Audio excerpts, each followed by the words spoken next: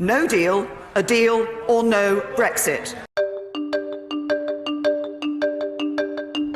No, in the referendum we voted to leave, and Parliament said it would honour that decision, so it's made a law, which means we leave. We can't just say we fancy staying now. It's not that simple.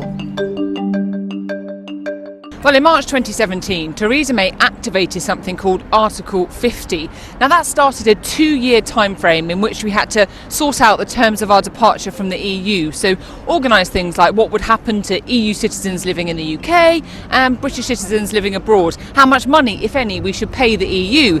Now, that time frame runs out soon on March the 29th. And as things stand, we leave then, whether we've sorted those things out or not. Well, some people do want to press pause on the process, but others think that would be a terrible idea and we should just get on with it. If the UK did want to extend that Article 50 phase, it would have to ask the EU, and all of the EU's other 27 countries would have to agree to, in effect, delay Brexit.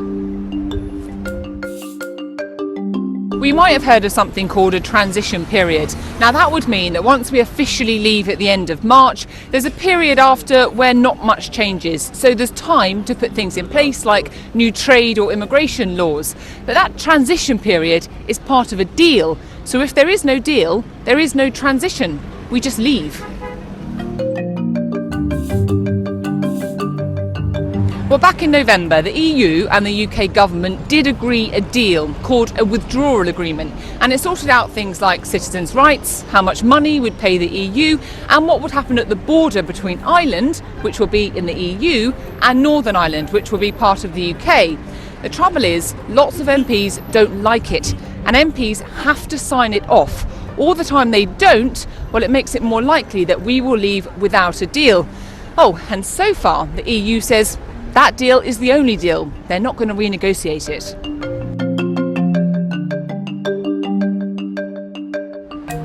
Well, no one really knows, but when it comes to trade, it means the UK would trade with the EU as a third country because we'd no longer be a member.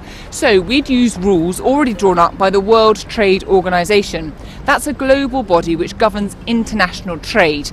So UK exports will be put under the same checks and tariffs that the EU puts on other countries which aren't members. And the EU has said that would mean there would be a hard border, so checks on goods going between Northern Ireland and Ireland.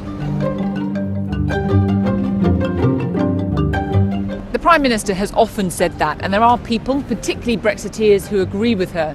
They say it would mean the UK could be fully independent, do trade deals around the world, and we shouldn't make compromises that would stop us getting a clean break from the EU.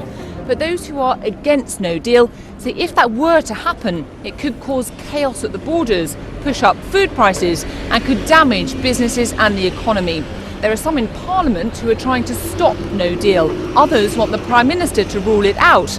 Theresa May says the best way to avoid no deal is to back her deal.